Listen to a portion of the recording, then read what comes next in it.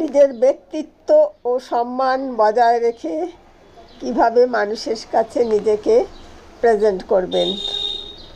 আর সেটা করতে পারলে দেখবেন মানুষের মধ্যে আপনার গ্রহণযোগ্যতা অনেক বেড়ে যাবে। রেসপেক্ট দাও সবাইকে, কিন্তু কাউকেই ব্লাইন্ডলি ফলো করো না। সবার মতামত শোনা ভালো, কিন্তু সব মানতেই হবে এমন না। আর নিজের সীমা বা বাউন্ডারি ঠিক রাখো। কে কতটা পার্সোনাল কথা জানবে সেটা একমাত্র তুমি ঠিক করবে। এইভাবে তুমি বলতে পারো যে এটা আমি এখন শেয়ার করতে কমফোর্টেবল না।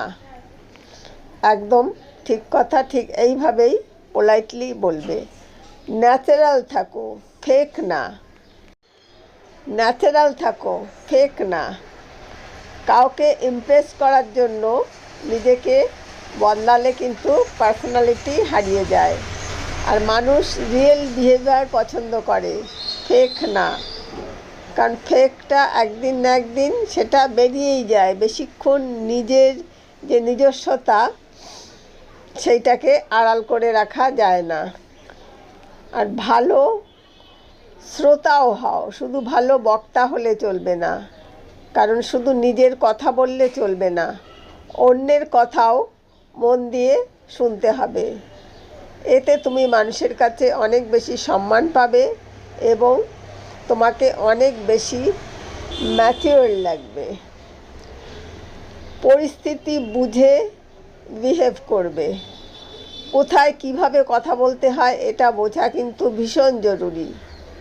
যেমন বন্ধুদের সাথে মজা করা যায়, কিন্তু কোনো ফর্মাল জায়গায় সিরিয়াস থাকতে হয়।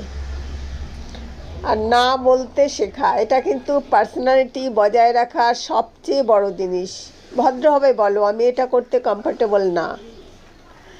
মূল কথা হচ্ছে মিশবে সবার সাথে, কিন্তু নিজেকে হারাবে না। অ্যাডজাস্ট করবে, কিন্তু কম্প্রোমাইজ করে নিজেকে বদলাবে না। আরেকটা ব্যাপার হচ্ছে বডি ল্যাঙ্গুয়েজ ঠিক রাখা।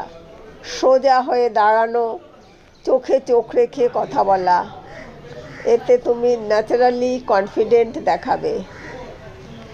আর শেষ কথা হচ্ছে পার্সোনালিটি বিল্ড করা তো ওভারনাইট যায় না। কিছু ছোট ছোট ডেইলি হ্যাবিট, এইভাবেই একটু একটু করে একটা বড় চেঞ্জ আসে এবং তোমার